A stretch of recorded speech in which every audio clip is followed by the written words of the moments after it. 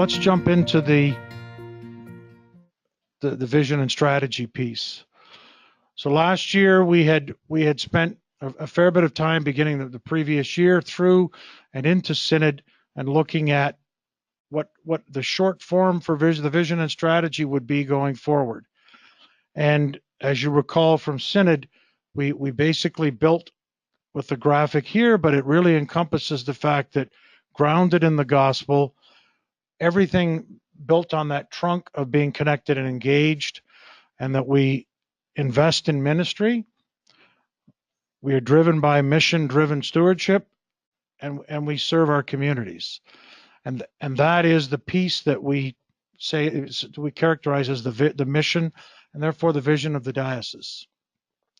Been a number of steps we've from the diocesan staff perspective, looking at how we start to drive some of that.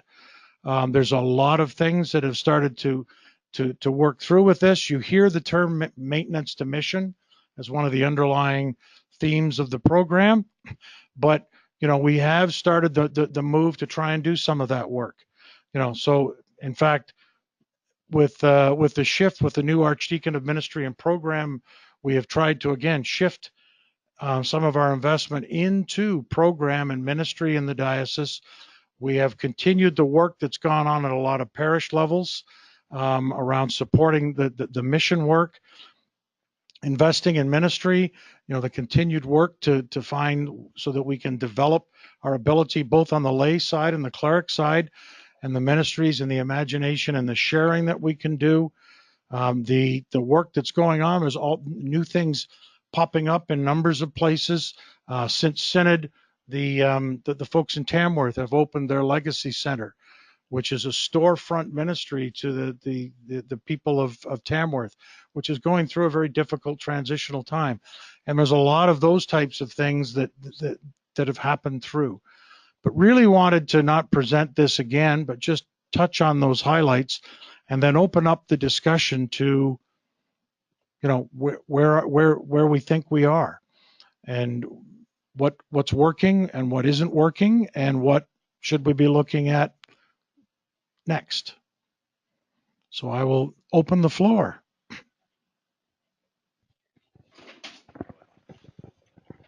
Hello, Helen McLaughlin from St. Andrews, Wellington. I think our mission, certainly in relation to serving communities, is going very well. We're active in a variety of different things. A lot of our people are involved with various groups within the community, and I think we're getting pretty well known. So is that, and so obviously great that you're out into the community. How does that feel? How does that work back into your congregation? I'm not sure what you're asking. Well, I mean, we start out, I mean, the piece of it that we always talk about when you do outreach, one of the things that we know from research that's done is that having mission, having and doing ministry changes the church and the congregation. The churches that are quote stronger, to use a term, are ones that have a lot of outreach, the ones that have program, that are doing ministry outside. Does it? And so I guess my question was, does it, as you do more looking out, does that change the feel on the inside?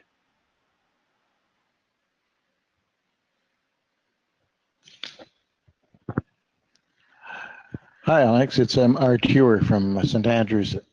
It does change things on the viewpoint of the congregation. They get excited about it, but like a lot of organizations with volunteers and people working for expanding programs into the community, after a while they start to fall on a dedicated few, and sometimes then you get into a spiral, such as the dedicated few keep doing the things because then just to get them done. And so they're spending so much time getting them done, they don't have time to look outside to see who also could help. And the offers for help don't seem to appear. So that's kind of sometimes where we get ourselves, getting ourselves into. The more work you do out in the community, the sometimes everybody's happy about it. Everybody thinks it's a great thing, but getting people involved is always a challenge.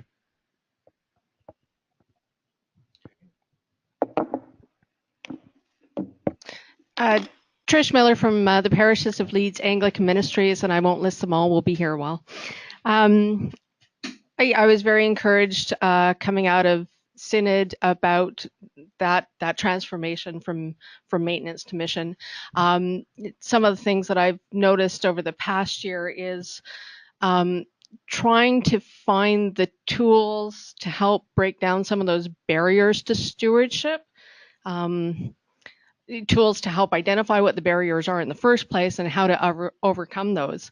I know in our parishes, we run the whole spectrum on stewardship. Those who are suspicious of what we'll call the S word, very inward looking, to the other end of the spectrum where it's embraced. In fact, they want to evolve beyond the stewardship programs that we have, and it's almost, we almost want to rein them in a little bit to to sort of keep that balance. So I guess not really a question, but what I'd like to see is a sharing, being able to have some examples or a forum where we can share some best practices and some real lessons on those opportunities where we have invested in ministry. Like, what were the steps that they took? What were the problems they had to overcome? How did they celebrate their successes? And I think we get so isolated and focused on our own narrative that it's helpful to get the input from others. And I think that's a good observation. And again, when we come back to communications as well, right? But it's also a matter of how do we make sure we share those things. And I think that the second point you raised, which is not just that it's a good thing, which is easy to do. It's fine to do a little vignette, but it's more, how did you do it? And what were the barriers? What was the steps you took? How did you figure it out? I don't know, Wayne, if you have anything from a stewardship, because one of the areas of Wayne's focus is with programmatically stewardship. Do you have anything you want to touch on with that, or? Okay. On the stewardship aspect, Tracy Smith from All Saints South Grenville. On the stewardship aspect, I've been really fortunate to be part of the group that's meeting in Kingston regularly on stewardship and growing healthy stewards. So we've been learning lots of researched methods that are tried and true, and I'd recommend to anyone to take a look at some of those things. They've been very helpful. We find that over the 7 years of starting new outreaches in our parish, we try all we can to keep the costs low for the outreach, get donations for crafts and sandwiches and work and chaperones and whatever else you need. We tapped into the monies that were available for starting new outreaches through the Covenant program. But within just maybe a few weeks, we had, even with all our fundraising, far exceeded that $500 grant that we'd gotten for Messy Church, for our summer lunch club program. And we tried to do everything in the humblest way possible, but it does cost something to do outreach. And also, I think investing in the ministry and serving our communities, our people who are doing the outreach are also very taxed because they're also doing the fundraising. And that's taking a lot of our people power away from outreach, which is a shame.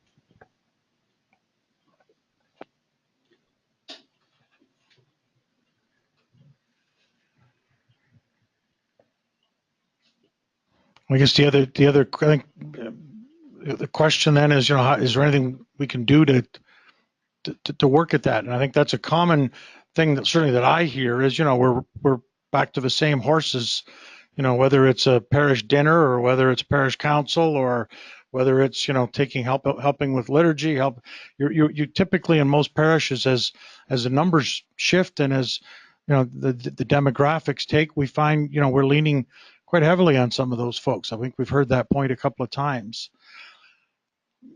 Any reflections on, I mean, how do you deal? I mean, how do we deal with that?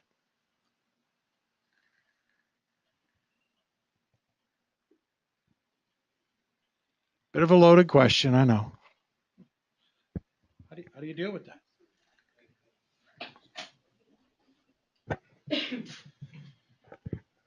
It's Bishop Michael here. One of the things I want to add into the sort of with the programming and the support, which really helps, is what happens in terms of building partnerships. As broad partnerships, which really helps to carry the load beyond. And the example I'll use was last week, being at Christ Church in Gananoque for their anniversary service, and they had worked on what they wanted to do over their anniversary weekend. And they were working on it. I think when they commented about the fact that the name of their community is a First Nations name, which means the meeting of two rivers, and they wanted to celebrate and focus on that heritage and history. And so they wanted to do look at a First Nations festival. Then they partnered with the Royal Theatre in Gananoque and the owners there, who got really pumped up about it and decided they wanted to kind of piggyback onto this to do a much broader festival, and then invited people from outside to come in over the course of the weekend. So this really grew. The volunteer cadre also grew with it. The other part of it was we were able as a diocese to come alongside of Christ Church, who had raised some funds for this, and to be able to put some of that seed money in to help that festival take off. It became, and then media were there. There was a write-up in the local newspaper there. And then all of a sudden, the church began to get a much broader visibility within the community. There was a broader base of volunteers to draw from, and it was the many hands make light work. And it was wonderful to be there and to be able to support that as well. So those kinds of partnerships, and I know when we're doing the VBSs and the youth events, that there are a lot of places where they don't have the critical mass to kind of bring that forward. But if you start building the partnerships, then you begin to tie into the opportunities there. One of the things I'm hoping with the whole covenant celebration process and having that money set aside, which I hope continues to grow in our diocesan budgeting, is that we can support by way of grant these kinds of things that are happening in our parish that have a very strong mission emphasis to them. And I know the things Alec had mentioned, the storefront in Tamworth and the things that are happening there, but we've seen many more of these. But to be able to encourage and to support those, because it feeds back, and I think your question, Alec, was good about how does that feed back into your congregation. It gives us a sense of being able to connect, and from my perspective, connecting into our mission, but it also raises the profile of the church in the community so that it becomes an integral partner in wider community life. And times when I've seen that happen over the course of my ministry, that's been exciting. So to encourage those partnerships and to kind of see where those can grow and develop. Because sometimes the work falls on the same group of people who kind of, and then you can almost see them trying to lift drooping hands to make it happen. So it's one of the ways that I've seen very good results in the experiences I've had around this diocese.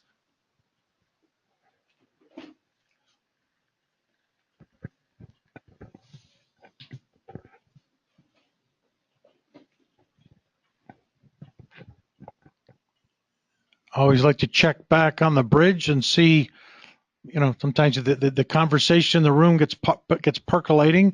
We'll take a quick break and see if those on the bridge, anybody have any comment or observation?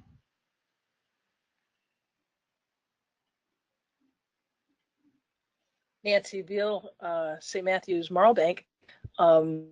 We are actually beginning a project along the lines of what Bishop Michael was speaking of in Tweed. I have a congregation in Tweed, but not a building. And so the Tweed folks who worship in Marlbank have partnered with pretty much all the other churches. We're getting a monthly meal for seniors and folks who are a little cash strapped, based on the St. Martha's model that we use down in Sterling. And it's been an exciting partnership that has developed. There's Pentecostals and Presbyterians, United Church, the Anglicans, the Roman Catholics.